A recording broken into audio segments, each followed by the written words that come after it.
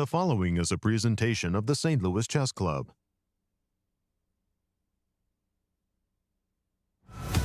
They're nearing the final stretch at the FIDE candidates in Cyprus. Fabiano Caruana had chances to stall the leader, but was forced to settle for a draw along with the rest of the field. Draws all around mean that Sindarov's 2-point lead remains intact with only 3 rounds to go.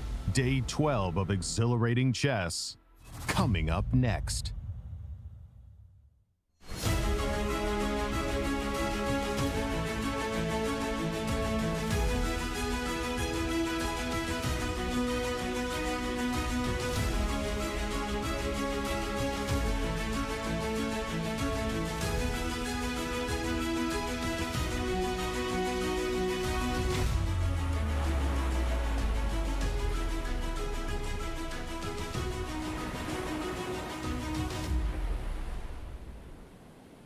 Hello chess fans and welcome to beautiful Cyprus, which celebrates Easter today. We are at round 12 of the FIDE Candidates Tournament, and today we could be at the verge of a truly historical moment. Javokhir Sindarov leads the field, and he has a chance to win the tournament, 2 rounds to spare, and show the most dominant performance in the modern history of the candidates. Will he manage to clinch it today, or the chastened pack will delay the celebration? Let's go to the studio and follow the action.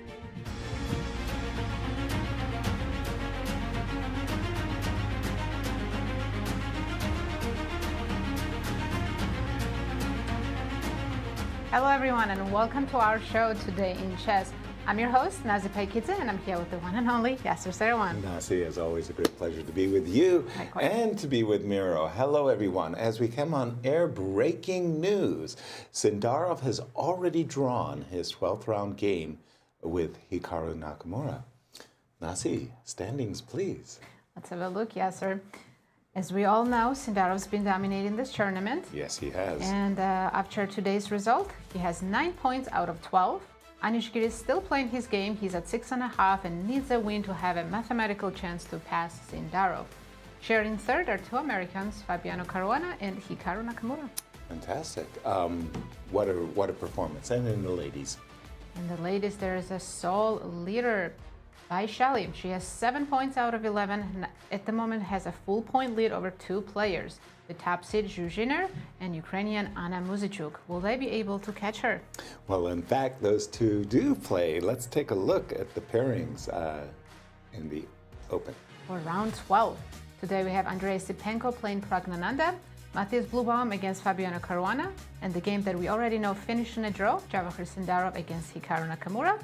And an important match for Anish Giri. He's facing Wei Yi with the black pieces. A crucial match, in fact. And Miro, the first game was already over, a draw very quickly. Tell us what happened. Well, to be honest, not much. Sindarov, well, in his recent interviews, he was saying how he just wants to be solid and see what happens. And Hikaru didn't really have anything against it. So it was a very fair square draw. That's the position where they've reached the repetition after move 33. The resources are pretty much exhausted. Opposite colored bishops on the board, not much to play for. But we still have the game of Anish Giri against Wei Yi going. And as of now, it looks like Anish is getting somewhere. The reminder, currently, after Javokhir's draw, Anish is trailing 2.5 points, but a win today and then him facing Javokhir tomorrow still puts the question of tournament win on hold for Sindarov. There's still something to play for. Well, so that is a very, very important game. And let me take you to the women's section where our leader, Wei Yi-Giri, is facing one of their main rivals, Zhuzhiner. Well, somewhat offbeat line of the Caro-Kann was played by Wei Yi-Giri, and well, the evaluation has switched back and forth, but basically what we have now is rather complex position. Wei Yi-Giri being down to only half an hour on the clock, so that's somewhat worrisome after 15 moves. Anything is possible, anything can happen. Zhuzhiner, the top seed, of course, looking to win against Wei Yi-Giri with black. Yeah, so this tournament is absolutely open, and yes, we are being reminded not to celebrate Sindarov's victory too early. Let's hear from Maurice. Is it decided? Do we feel like it's decided, or there is some scenarios that are still, Giri might be coming back into equation? Thanks, Miro. Well, it's certainly not decided as yet, especially if Anish wins this game and puts himself only a point and a half out. A victory in the next game against Javokhir would put him a slim half a point behind the youngster. And then it's just anybody's tournament. Javokhir could not rest on his laurels at all, as a draw could find himself caught by Anish if Anish does go on that hot streak. Of course, it's unlikely at this level, but anything can happen. Now, Javokhir has been the center of attention at the beginning of these rounds, and today was really very much so. Just a gaggle of media circled his board. Everybody else, they seemed to ignored as they saw it was all about Sindarov, because they know it is possible that he clinches today. If Anish loses his game, then the math says this one is completely over. Everybody trying to get in those last shots just in case the victory does happen. I had an opportunity to speak to Javokhir after the draw, and he had some points to make about how he feels as the tournament is just about winding down. The pressure of the moment, I see that now the media is at your board. How does it feel to suddenly be at the center of all this storm? Yeah, I mean, sometimes I feel a little bit not uncomfortable, but I mean, during game, I'm always fully focused on the game. So, I mean, for me, it's okay. But I mean, it's like to get all of these cameras in my board, for me, everything is the first time. So probably I need to, how to say, I don't know actually how to say in English, but Get used to it, maybe? I don't know. I don't know. Maybe someone can translate me in Russian, like привыкать, типа. Yeah. Get used for this, yeah. And finally, you've got a big game coming up against Anish. If he doesn't lose today, what's going to be the approach for that game? He plays solid, prep very well, because he's one of the good opening preparations here. So I will just play solid, and what I do against Fabi, but probably middle game I need to play a little bit better, yeah, to don't take this position. All right, congratulations. Good luck in your last game. Thank you.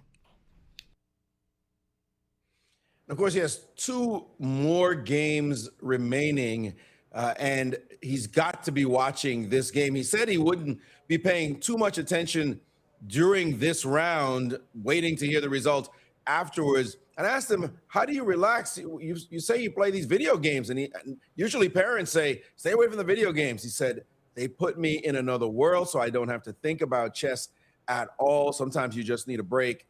So he will be playing his trusted video games to try to clear his mind and get relaxed, but it will not be relaxed at all. If Anish wins today, the game they play in 2 days could have a massive effect on his mood and the entire tournament. Guys, back to you in St. Louis. Thank you, Maurice. Thank you very much indeed.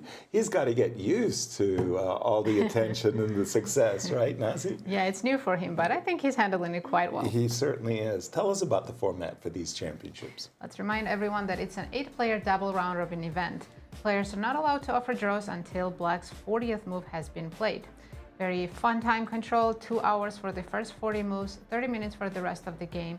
And just because increment begins from move 41, we've seen some crazy time troubles. We have indeed. We're in round 12 of our 14-round tournament. Tell us about the remaining schedule.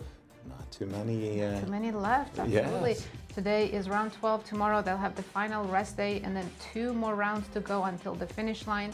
If there is no clear winner, if we have the Sindarov-Giri playoff, that will happen on April 16th. Wonderful. A couple of what-ifs for today's round, because we already know that Sindarov has drawn his game. It's all about Anish's game now. If Anish loses, that's it. Sindarov wins the tournament, becomes the candidate. However, if Anish wins, then they will face each other after the rest day.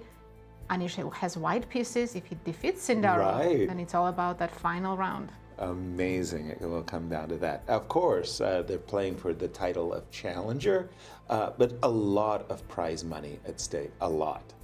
Yes, the minimum prize fund here is 700,000 euros. First place takes home 70,000, second place 45 big prizes, and in addition, per half point earned, each player gets a bonus of 5,000 euros. Absolutely. Mira, I really wanted to go to that game that was just drawn between Sindarov and Hikaru because they played, I mean, so quickly. Help our audience understand the motivations of the two players and why they would go for this draw. Right.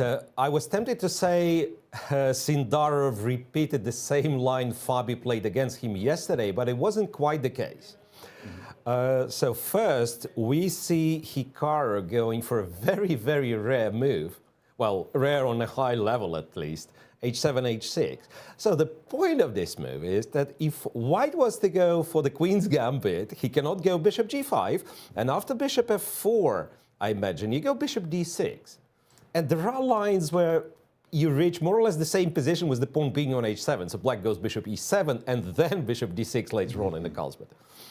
So anyway, let's leave this aside. But white, of course, has this option of g3 transitioning into Catalan. That's what happened. Bishop g2, castle, dc4, knight e5. So it is very similar to Fabiano Caruana, Javokhir, Sindarov from yesterday with the inclusion of knight to c3 and pawn to h6, which you would think is good for white. However, Hikaru proves that black's position is still solid. In all this line, well, apart from queen a4, so we had this yesterday, pawn on h7, knight on b1, and bishop e3 was played, right? Queen a4, a5, I mean, all standard, bishop a6, queen to c5, and computer kind of hesitates to give an advantage to white, even though white is up a pawn, but knight to d5, yeah, how do you win this one anyway? So e2 is targeted with opposite colored bishops. I don't think white has realistic chance. So Hikaru chose to be solid, and Javokhir had no reason whatsoever to push it. Right. So it was a relatively quiet game, and then they've traded everything and moved 29, where they've started to repeat. There was nothing to play for. Other games, though, are much more entertaining, to be honest. I'm not sure where to start. Well, perhaps we have to start with Wei Yi and Anish. Absolutely.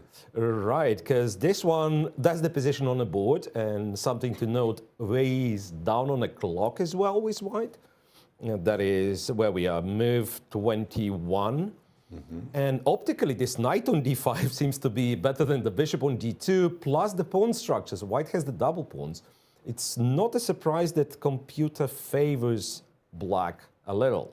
And then just like quick tour around the horn, Matthias, Blübaum and Fabiano Caruana, I believe more or less balanced position from the Carlsbad. I believe originally started as Queen's Gambit Carlsbad. And we have an absolutely crazy game between Esipenko and Praggnanandhaa. So if I may draw your attention to this one.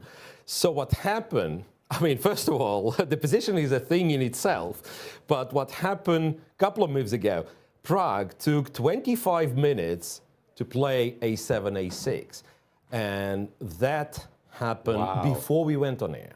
And then, so you have bishop h3, you have some developing moves, blah, blah, blah, and then Andrei spent 52 minutes on knight g5, entering like a crazy complex sharp variations. Bishop c5 was the answer, and I imagine knight e4 is going to be played. Bishop takes, queen takes, and it goes on and on and on. Computer shows the line for black to equalize, but black has to be very careful because white, having sacrificed the material, white has like really, really serious threat of capturing on f6, either with the knight or the bishop. So the line goes knight to g4, knight f6, bishop f6, and your only move is rook to f8, bishop takes queen, rook takes queen, and here, surprisingly, white even has a choice. You can take on f2, you could take on c7. Right. So crazy complex position after an unorthodox opening that we might get a chance to discuss earlier. All games are, apart from a draw that our leader made, all games are very, very exciting. Absolutely, that move, knight g5 in particular. It's that's visual. a very visual. Knight coming to e4 looks very dangerous. I find myself drawn to the game of Vachier versus Zhu because for me, Vachalie's move opening, 4, right? move 4, was really a shock, actually. We're both Caro-Kann players. Have you yeah. ever seen this, Yasser? Well, bishop d3 is very common, but queen takes d3 has been actually essayed by a number of top grandmasters with the white pieces, and they're actually done very well. It's not an easy equality after queen takes d3. After c takes d3, I was wondering, is white playing for a disadvantage, because it looks so surprising to my eyes. I'm reminded of I think If your student plays c takes d, you have to teach them to never do that again. Exactly. Meanwhile, this is prep. Yeah, I'm just candidates. Reminded of a World Championship match, Michael Tal versus Mikhail Botvinnik, and I believe it was this round, this opening, where Tal recaptured with a pawn. Wow. And explained in his book on the 1960 World Championship match that, he was absolutely certain that after he played the move g takes f3, he would aggravate Michael Botvinnik to such an extent. Botvinnik would want to play for a win instead of trying to make a draw. That's with a great black. strategy. and Vachalie's Maybe she's doing provocative, the same thing. Yeah. recapture with the pawn might have done the same thing. Now, having said all of that, what was intriguing to me was right here, after queen c8, Vachier did something I found very unexpected. She castled short. When you've played the move h4 and h5, I know it looks a little strange, but you bear with me. The rook lift is not terrible, and even It reminds me of some French defense openings. right. Yes. And even more surprising is rook h4. Don't ask me why the rook is better on g4 than on g3. Right. But you can just imagine that you get some crazy things like this. She didn't go for that. She went for castle short, rook b8, rook c2, and we've got a position where it seems to me that white has gained space with h4, h5, but also saddled herself with a kind of a strange pawn structure. The pawn on d3 is not pretty. It's not pretty. You would think that the pawn was on c3, or I don't know, maybe the bishop is on f4. But a very intriguing opening and a great setup for the fight for first place. True, but look at their clock times. Vachier is down to 18 Whoa. minutes. And how many moves in the... How many moves have they played? Let me just 16. check. Only 16. Only? And at least half of it was prep. Right. Of course. Including the move c2 takes d3. So Vachier, Very strange. Miro, if you were coaching Vachier, what would you say about her lack of time management? I would be very unhappy. Scared at this moment. Very unhappy and very uncertain about the results. Exactly. By the way, Yasser, kudos to you identifying rook h4 lift was a cool thing to do. It's just that it was better a few moves earlier, because after queen c8, something that doesn't add up to me is you take on c5 and then all this queen a4, rook b8, rook c2. I understand where it's going. So now the rook will be, the queen will be taking the rook's place. So if you were to play bishop e7, then queen g4 is very unpleasant. So this swing with the queen on the fourth rank. But computer argues that here you could, after queen c8 pawn, instead of capturing on c5, which you are not forced to. Black's not threatening to take on d4. Right. Lifting the rook here Yeah. was much more unpleasant for black, because black does have some useful moves on the queen side, but you have a lot of useful moves like king f1, rook g4, you know, and at some point black has to answer, how on earth are you developing the king side, which is very hard to do with white rook being on g4. So white could have quite a serious advantage after rook h4. And now, as you, once again, I totally agree with you, after rook c2, the main factor in the position could be 17, 18 minutes on Vachier-Lagrave's clock. Right. We all know that there is no increment till move 40, and it's only move Actually, 60. Miro, in the latest section... Well, it's a they do have an different increment. That's Time what I'm control. getting confused. We are the only sport that in every single tournament we do have different time controls. Right. It drives me up the wall as well. And again, just remind our viewers why this game is so important for the competition in the ladies' Absolutely. candidates. Because those two players, Vachier-Lagrave is in clear first, full point ahead against Zhu Jinner. If Zhu wins, she catches up with Vachier-Lagrave, tied. and then again, absolutely anyone out of this top 4 or 5 players could win the event. And because I'm looking at the current women's standings, I want to go to the game of Anna Muzychuk as well, because She needs a win as well to catch up with Vachier-Lagrave. Exactly, and play is really under. This is from a very quiet Rui Lopez line, and I feel like Anna wanted some slow positional game today, she got and I it. think she got that. She achieved what she wanted, but the move d6, d5 basically exploded in the center of the board, and we've got takes d4. Okay, so. Completely changing Alexandra. up the pawn structure. Right. She's just thinking, okay, if I can play c5 and knight takes, I'm doing well. Queen e2. Well, there we go. Munch, munch. b3. Okay, that is a nice idea. I think if you take, she's got rook b5 on her agenda, and we're up. Again, Anna's in a situation she really needs to win to have a shot at the women's championship. I'm still shocked by her game against Divya Deshmukh when Anna was a clear leader, and that queen game where she was much better and she lost that game. Yeah. But kudos to her, she still recovered and she's back, still fighting for that first place.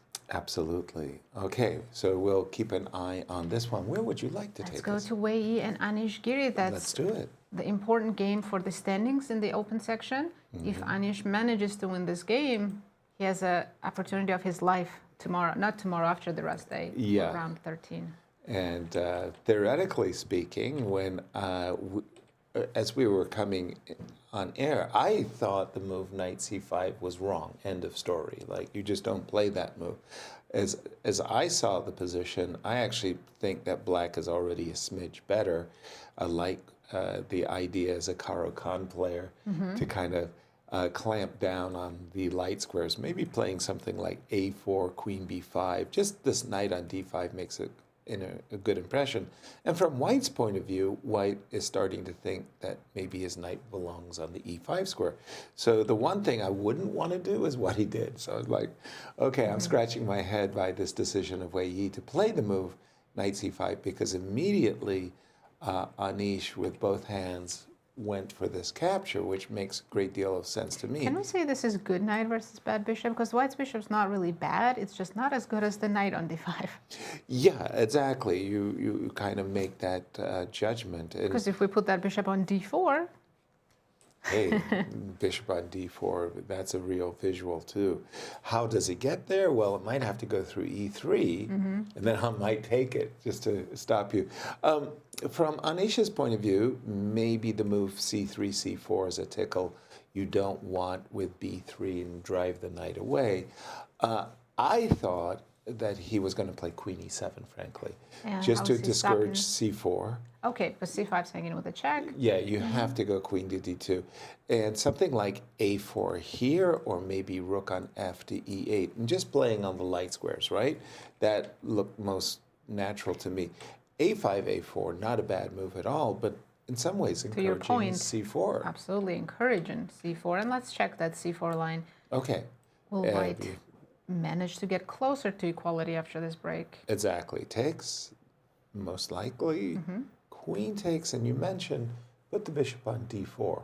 Well, when your queen, well, pardon me, when the knight is pinned, bishop to c3. Looking at that game? Okay.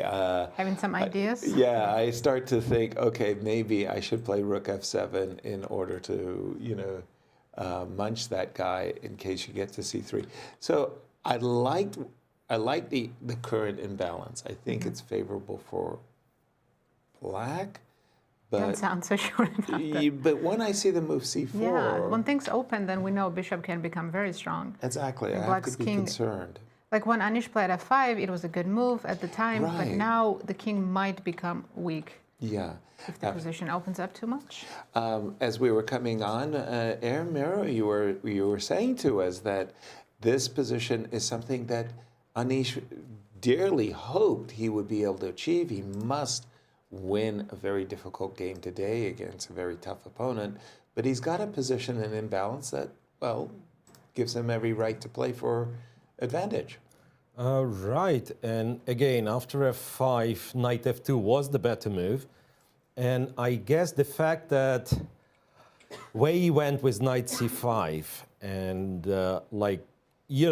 Anish achieved comfortable position rather effortlessly. Right. Maybe it played a little bit with him because the move a4, as much as it is desirable positionally, it's probably too slow. And then indeed, if white goes c4, pawn takes, queen takes, there's not much of an advantage left for black. So you supposedly have to play rook e8, rook to e1, Okay. and then say trade happens, queen e7, that's the line computer gives anyway.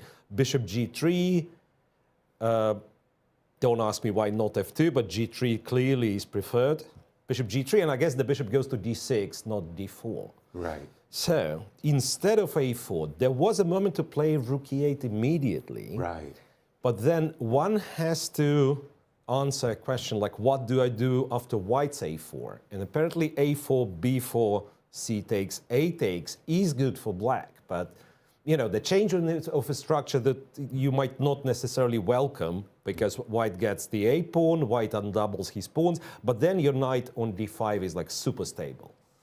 And then rook e4 comes, rook e4, queen e7. I imagine this is what black should have been trying to achieve, because after a4, and c4 is on the board after 4 minutes of thought from Wei, c4 is on the board, and now, you gotta take, queen takes, and rook e8 is the only move that keeps the engine in the negative numbers. That's the only move for an advantage, but the advantage kind of peters out rather quickly after rook e1. And Miro, Wei has played c4, and we Yep. have this position of check queen c4.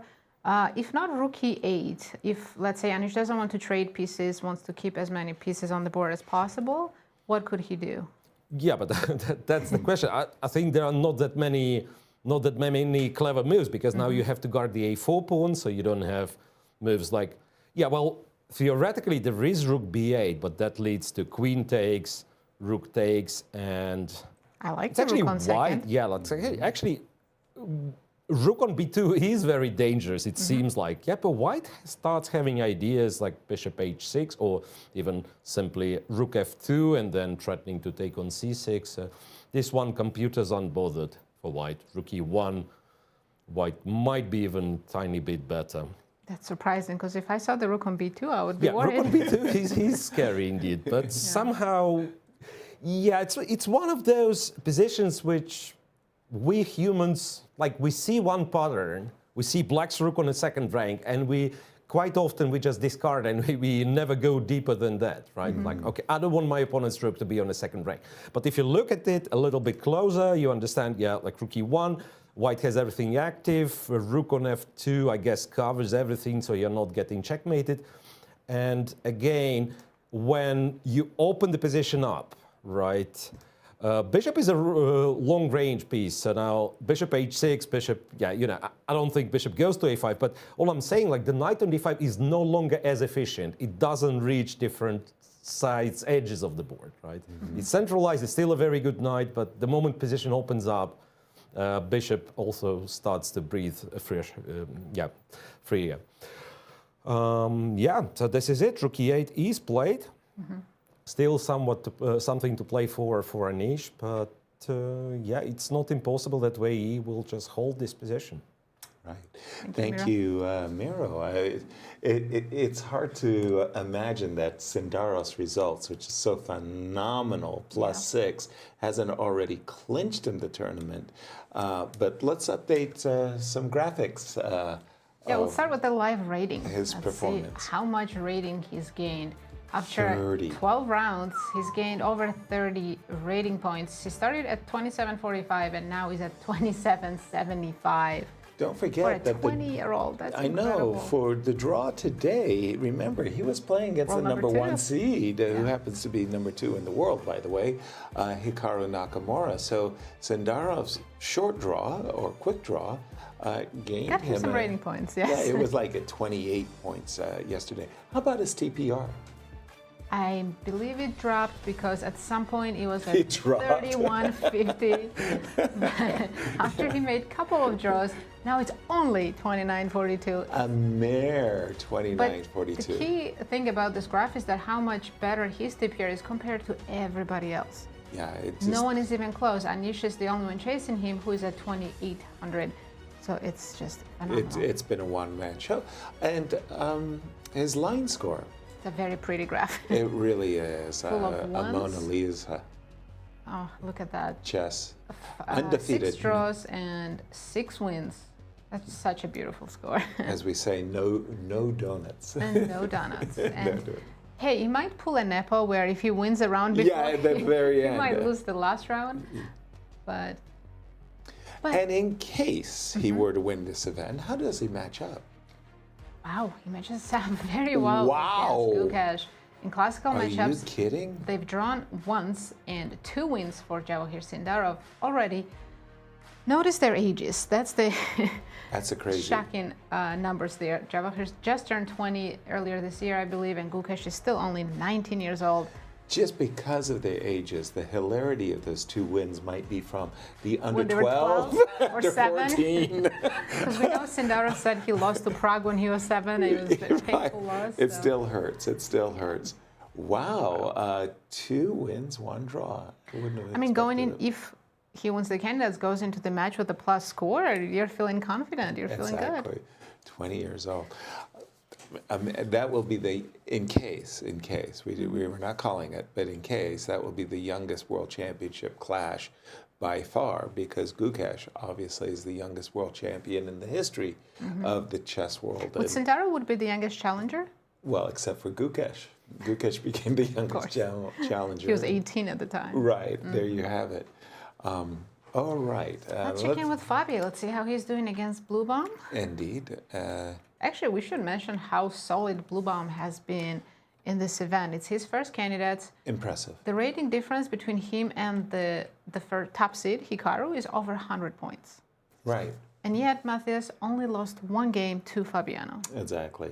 He did get a bit lucky in his game against Sindarov, but Lucky, these things... but he also fought back. He fought back very well when he was given the opportunity to get to ending. Remember, we were looking Right. at Queen B7. Played that endgame perfectly. This was one of the Queen's Gambit, Carlsbad structures that is very, very common these days. The knight dancing around to get to F5. Exactly, knight F6.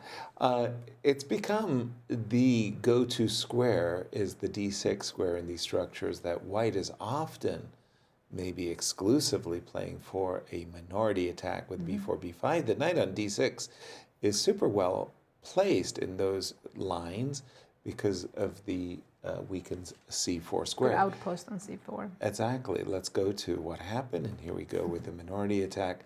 Bishop F5, everything's fine. It's funny. I mean, again, as a Queen's Gambit player, I always included A6 in these positions. I always included these 2 moves, A6, A4, because I always felt that I had the option that, I'll just put a move on the board, it really doesn't matter. I always had the option after B5 that I could take and play A5. Get a passer.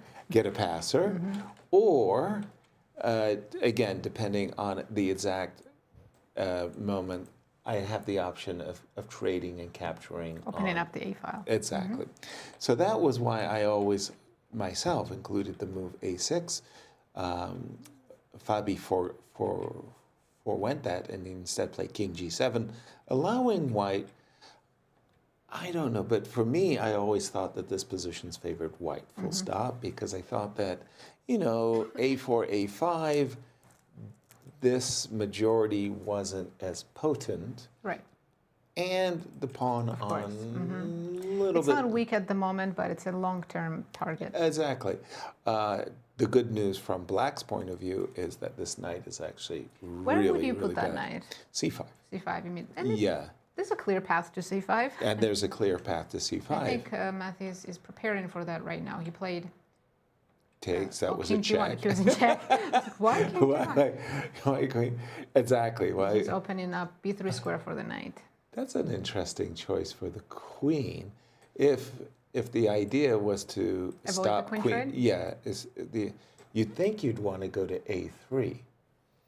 The reason from A3 is that you just defend the C1 square. But no, queen B4. Don't get me wrong. I think the game's Equal. close to equality, but I just feel that I'd rather be white in these positions because, again, I have a very clear path. Knight to B3, and followed by rook C1. Put the knight on C5, and on a really good day, if I ever go queen E7 check, you know, look out. The king is a little bit more vulnerable. It can go wrong for bad. Exactly. For black. For black. But right now, you know, black is in control of the C file. There's some ideas to play A6, knight C4. Okay. And maybe offer some trades of minor pieces. Yeah, something like A6, knight C4. So you get your knight to C5 if you want, but at least I have my knight on C4 as well. There was a game in the ladies, no, I think it's from a different tournament, sorry, where white did something very wrong and allowed D takes, and suddenly the pawn comes rushing down the board to C3. As we were coming, Miro, as we were coming, and you were around the horn, starting the show, you were showing us a game between Andre and Prague that had blown up. Why don't you do the honors for that one? Right. Current position, I have to say, fairly simplified. So they went for this super sharp line, tack, tack, tack, and then it's moved 20 and it's the end game, which apparently is equal. But let us go back a little bit because the whole line is fascinating, to be honest. Yeah. So you all started with C4, E6, G3, D5, Bishop G2. Well, delayed Catalan, they call it, I believe, so that you don't play D4 to avoid some lines with the check on B4 and so on. But what you allow black to do is to go D4. And that is a little bit kind of controversial because black sort of loses a tempo in various Benoni-like positions, right? Knight F3, Knight F6. Usually the line is played like that. Yeah, castle, C5, E3, this takes, D3, and then white gets the so-called Benoni structure with colors reversed.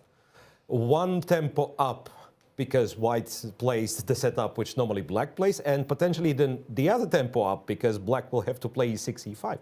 And even those positions are playable for black. So Prague says, but I will have a better version of it because I'll go knight h6 and then knight to f5 so I can support my d4 square with as many pieces as I like.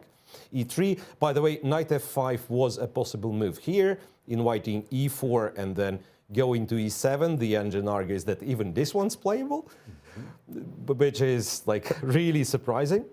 g6, also very logical. Now if you were to take on d4, black seemingly is in time to keep control over d4 square. You still cannot go bishop e3 because you drop b2. And after knight c3, I imagine black just castles. So I guess maybe I'll highlight not to go too much in detail, but I want to highlight like why the knight is good on h6, because that's usually what you would do with white. Bishop e3, kick the queen away, go d4, but then knight jumps on f5 and your center is falling apart. Right, so that's why the knight's not bad on h6. Esipenko went with b4. And yeah, the thing is you cannot really take on b4. So if bishop takes, that'd be knight takes, and you go queen a4 check. So, and when black captured on e3, I imagine you could have just captured back on e3, gone d4, sacrifice the b4 pawn and play in a style of, we call it Blumenfeld gambit, yes, with colors reversed. But bishop b2 is yet another move suggested by the engine. So you sacrifice the pawn this way. Wow. Black doesn't have a comfortable move to play, so it goes f6. I don't think that's our favorite move to play, but what to do? b5, knight has to go to a5. And this is where Esipenko started to spend time, and I believe queen e2 might not be the strongest move. But anyway, I imagine queen e2 was connected with this flashy knight g5 idea. Pragg was up to the task. Bishop c5, knight e4. Bishop takes, queen takes, knight to g4. Remember the line I was showing, that rook f8 was strictly only move which was found by Pragg. Rook f2, and here it's hard to tell which was more promising. The engine have them both as equal. King to f2 or bishop to c7. In case of bishop c7, black would have taken on g2 and a b5. So in our game, king f2 was played, king to d8, knight a3, ab, cb, and rook to a7. So let's do the head count. 5 pawns each, knight each, bishop each, rook each. Materials equal. Nice. Weaknesses, I'm not sure. It's still a little bit weird position of those knights on a3 and a5, right? So one would argue, yeah, black knight doesn't have any moves, but the moment you move the rook, the knight could actually jump to b3. You can't do it right away because ab protects the a3 knight. So I guess it's not much white can achieve here. Neither can black, so a line like rook to c1, and I'm guessing knight b3, a b3, rook a3. If anything, I'd be somewhat worried with white because I feel like I have more weaknesses, even though computer says nothing to worry about, it's just equal. Just strange looking position, right? Yeah. With the knight on a3 and the pawn on d2. Yeah. Yasser, let's take a look at the pie charts. Statistically speaking, tell me what's going to happen. Well, I can tell you pre-tournament, it was 2 Americans who were the favorites. Caruana in first, Hikaru in second, and Sindarov was predicted in third.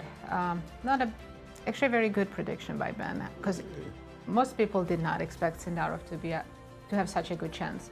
And then after 3 rounds, with Fabi having defeated the #1 seed Hikaru, suddenly we were in celebratory mood. That didn't last very long. In 1 round, in fact, because it was round 4 when Sindarov really took full control over the tournament. Beating Fabiano Caruana. Right. Got 46% of the pie. And then he started winning and winning, 4 games in a row or so, got to 77.7%. Right. Fabi still had almost 20% chance, but then Fabi lost 2 in a row, while Sindarov maintained the lead. So as you can see, he was almost at 97%, and only Giri left with 3%. And now after round 11 inclusive, it's a 99% to 1. To 1. To 1%. Wow. But now we already have a draw. I wonder if that percent became a little bit wider. Bigger, 99 point something, 2 or 3 or something. No, I meant the other way. Well, if Anish wins, yes. That's what I meant. If Anish draws, Yeah. then Sindarov increases the chances just a bit. Exactly. Miro, as you were talking, a thought went through my mind here in the game between Andre and Pragg. You had shown us the position after b5. The knight was forced to go to a5. And I started thinking, queen e2 looks okay. Don't get me wrong. But being a materialist, I found myself drawn to the move queen a4 because the knight's on pre.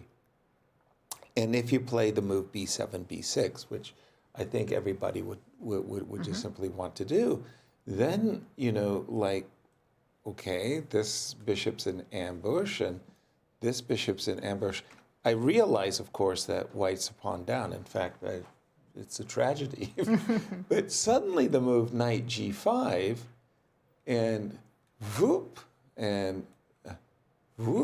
Was this a missed opportunity, or am I overstating? I gotta say that this would, cause a complete mess in the position, but apparently Black is ready to face this with bishop to c5. Bishop to c5, got you. And if you were to take the rook, then fg5 now, sacrificing both rooks. And if you were to take the other rook, knight g4, and Black's apparently winning if we trust the engine. Fantastic. Which is, it's a crazy position, but something that is one notices that the queen on a4 is now missing from protecting the king side. Gotcha. So queen a4 was a good move, because after b6 you could have just developed the pieces with knight to c3 and I guess rook to e1, d4, just playing for some sort of long-term compensation. So queen a4 was an interesting try.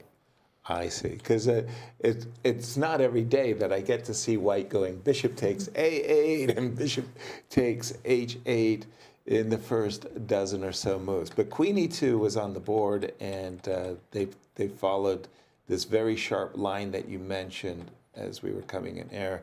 And, well... Everything ends in triple zeros, right? It's crazy.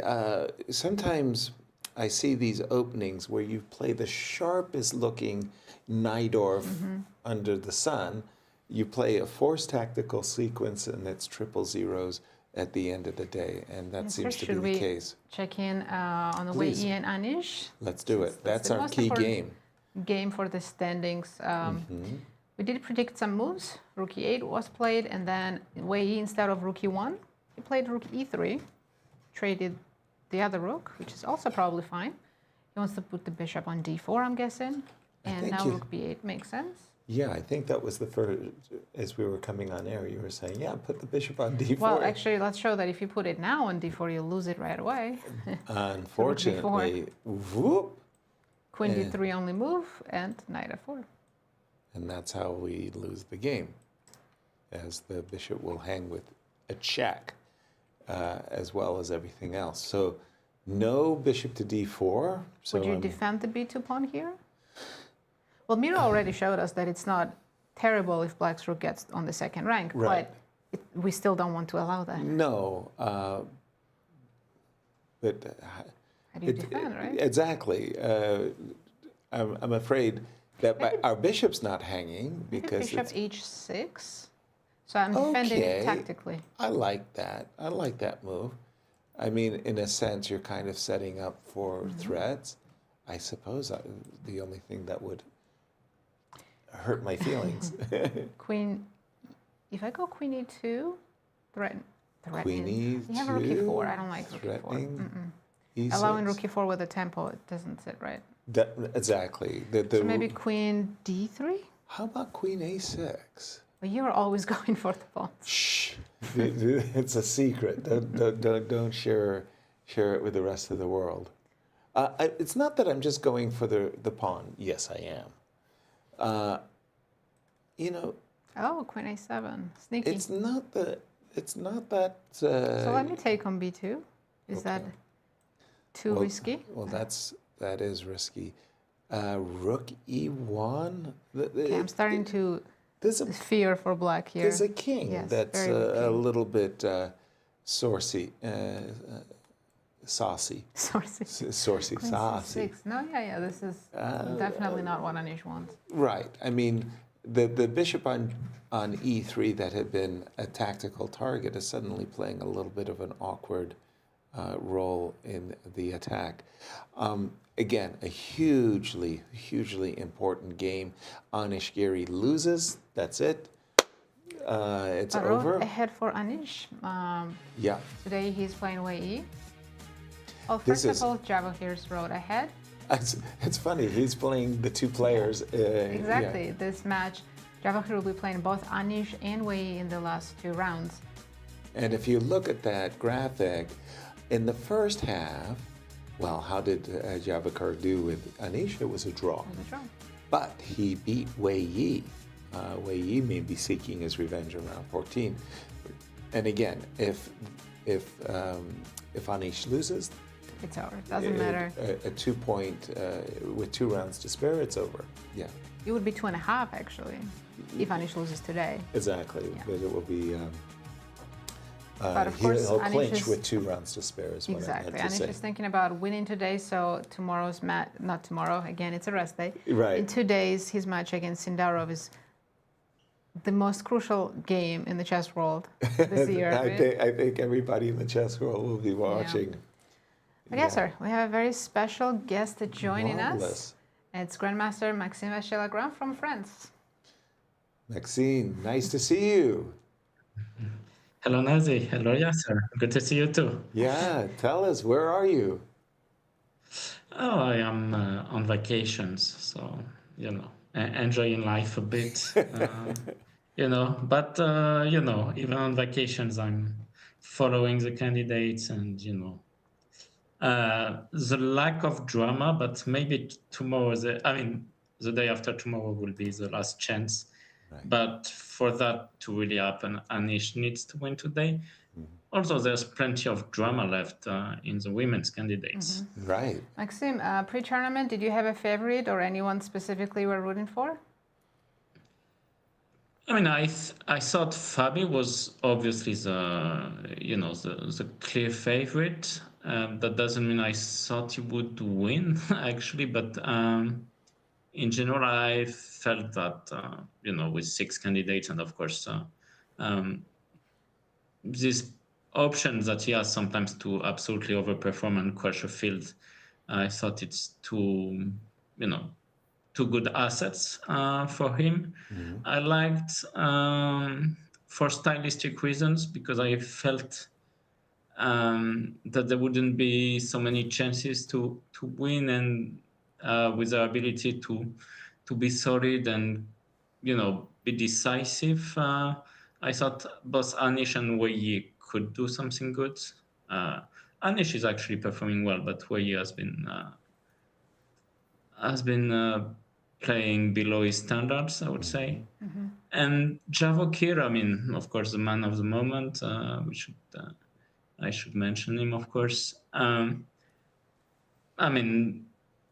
Playing strengths-wise, I thought he could do well, but I felt as a first candidate and with his uncompromising style, I thought it would more likely be, not crashing out, but losing some decisive games. But he hasn't lost them; he has won them. So he's been absolutely on the wall, and of course is well on his way. But if Anish wins today, at least for the next game, there will be some intrigue. Right.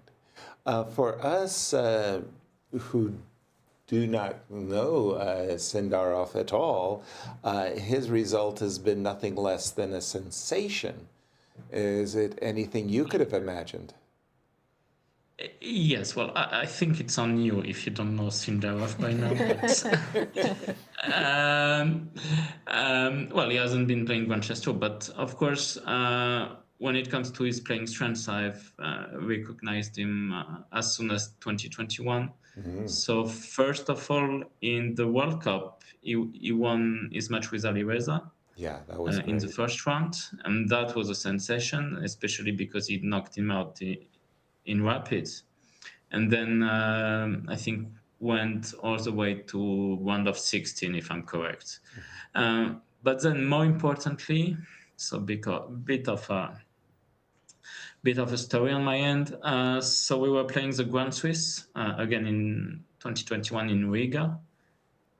And what happened is this was COVID times, so we were under a curfew, and we had a lounge where lots of chess players would gather every evening, and there was not much to do, so we would give each other puzzles, and Javokhir was extremely impressive, to say the least, when it came to solving some of the puzzles.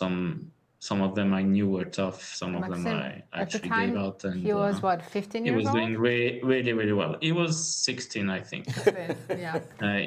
Or 15, maybe, because I think he's in December 2005, so on the verge of being 16-year-old. Wow. So trading puzzles with the top players in the world at 15. you were alerted. This is something special.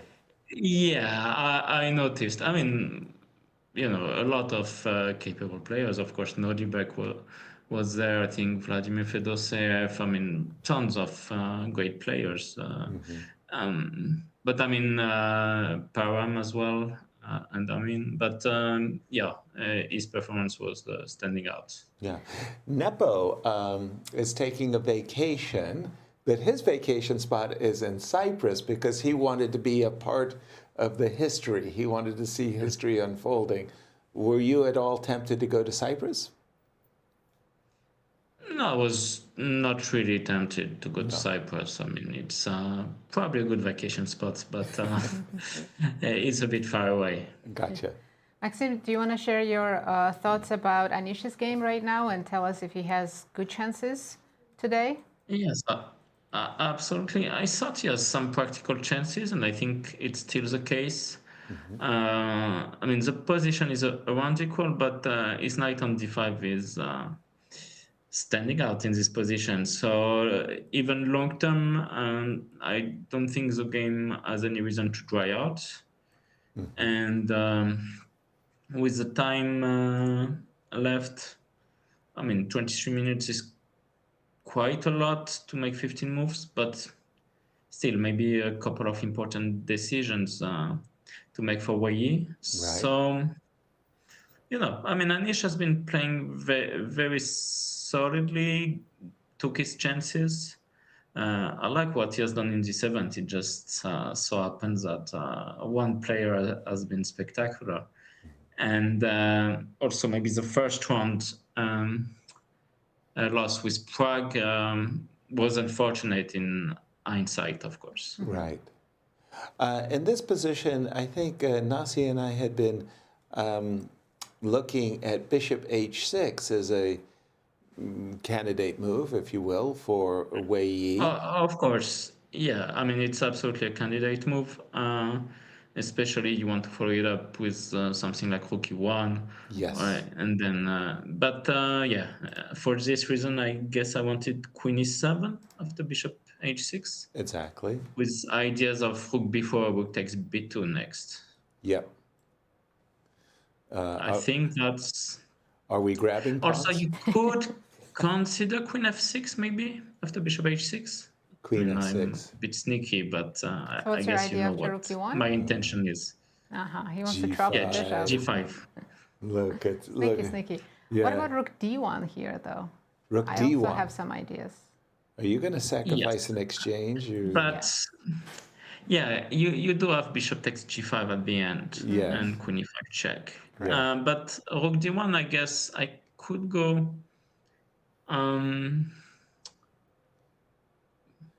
Maybe include rook b4. Is queen takes b2 too much? Is that the question? Probably not. Let's go queen takes b2. Queen takes b2. Oh, queen takes. Yum. Munch. How do you get onto the dark squares? Yeah, I want the bishop on the other diagonal. I mean, you could play queen takes a4. I don't think they would, and some ideas of queen takes c6. Yeah. But at least it keeps being double-edged. So I like it. A nice imbalance going on. Yeah. Maxime, yes. Grand Chess Tour is about to start next month. Your thoughts about 2026 and what are you doing? Well, you can see I'm already getting ready with my T-shirt. 10th anniversary. That's a year ago. Here's our schedule. I mean, I probably still have some older goodies, but the 10th anniversary T-shirt is a good one too. Yes. To sport, and yeah, I mean, it will be fun. Of course, I'm preparing, and we have the late edition of Javokhir, who is very deserving. Right. Especially with his play so far, and all the usual suspects. So first event will be rapid, and I will be playing actually in Warsaw. So that should be fun. Good. I'm really looking forward, and we'll will try my best to keep my record unblemished and participate in all editions of Grand Chess Tour and qualify for next year. This is a mission. Maxime, have you played every single Grand Chess Tour since its start? Yes, I'm in good company, as I think Fabi is the only other player. So you're really who managed. You're a stalwart of the tour. I mean, I'm sure Magnus would have managed. It's just sometimes he declines. Exactly. So, as I understand it, you've got the Grand Chess Tour, the Olympiad. Will you be playing in the world team in Hong Kong? Absolutely. Yeah. Yes, we'll be again representing WR Chess like last year. So marvelous. That should be fun as well. It will be. I mean, technically not my first time in Hong Kong, but my first time for more than a few hours. Not just flying through, but actually participating. Nice. Yeah, no, I was on my way to Shenzhen both times, and it's actually quite close. And Maxime, last thing I want to mention. Maybe we should speak about Vaishali's game, because it's also perfect. It's very decisive, and I think she had a great position, but maybe her last move is inaccurate. What do you think of the opening when she took on d3 with the pawn? Yes, and of course, Drudziner has to win today, basically, to keep realistic chances. So that's why she's been so aggressive from the start, and the position is still very double-edged. So, I mean, objectively, I would pick white, but I don't know. What are your thoughts on this position? And we were just kind of stunned. She just went d4. Yeah, we were stunned by c2 takes d3, but later white looked quite okay. And I'm just getting to the current position. I think the last move has been d3, d4, so catches up at this moment. How would you assess the position, Maxime? I mean, objectively, of course, I would pick white because the king is safer, basically. I mean, that's the only reason. In any endgame, I would pick black, but I don't think there's any way to exchange those queens. Yeah. And yeah, d4 seems like a good move. Maybe one move too late, but but it's still very good. Maybe the question is whether Drudziner can take everything on d4 and play bishop c5. But even there, I would probably go queen f4, or not queen h4, because knight e5 would probably threaten knight f3 check. Yeah. And this position is still very double-edged, but here you have options with black. You can go maybe even king f8, king g8, bring your king on a safer square, maybe king g7, and then some. The only thing I don't like about white's position is the knight on c1. Yeah. What do we do with the knight? Put it on d3. How? Don't know how. I was first. Maybe. No, I thought maybe bishop e3. Is that a move? Bishop e3. Bishop takes, pawn takes could be really unpleasant. Yeah, that'd be a nice surprise. Whoop. Yeah, no bishop. And there's a question about d4, I guess, yeah? And if you take everything, I take on e5, at the end of the line, I do threaten knight f3 check, but it shouldn't be such a big deal, because f4 maybe? Could f4 be but still knight g4, yeah, queen h8. It's getting pretty sharp here, right? Queen h5 is an idea. Yes. Well, I don't know about sharp, but it's getting very direct. Yeah. But direct play often leads to simplifications. Right. Maxime, I want to thank you so much for taking time out of your vacation to join us. Sounds like you're going to have a very, very exciting 2026. Last quick question. If, as we've seen statistically, Sindarov does end up in a World Chess Championship match with Gukesh, give us your... We will win, yes? Yes, very earliest prediction.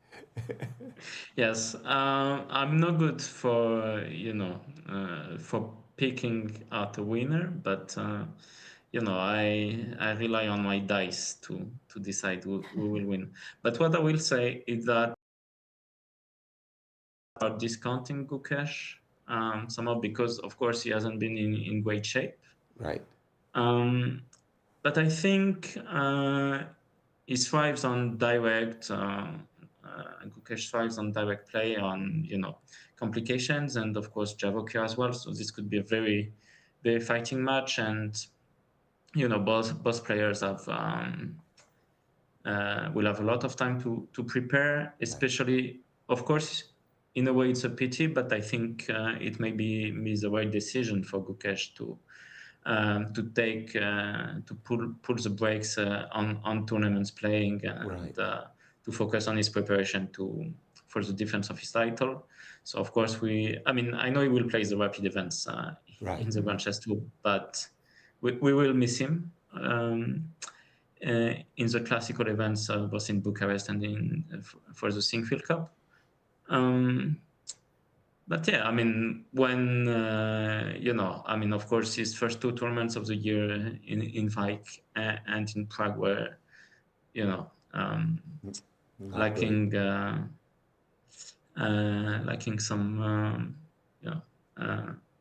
in terms of his chess. But we shouldn't forget that, for instance, in Olympiad of 2024, he was so dominant, and if he plays at that strength, hypothetically, I think he would retain his title quite likely. So, a lot of things can happen in 6 months, and a lot of good preparation. Of course, we have to wait, but clearly. Sindarov has a very good chance to win the candidates, and might even win it today in case Anish lost his game. So exactly. Right. Thank you so much, Maxime, for joining us, and we're very excited to see you in St. Louis in a couple of months.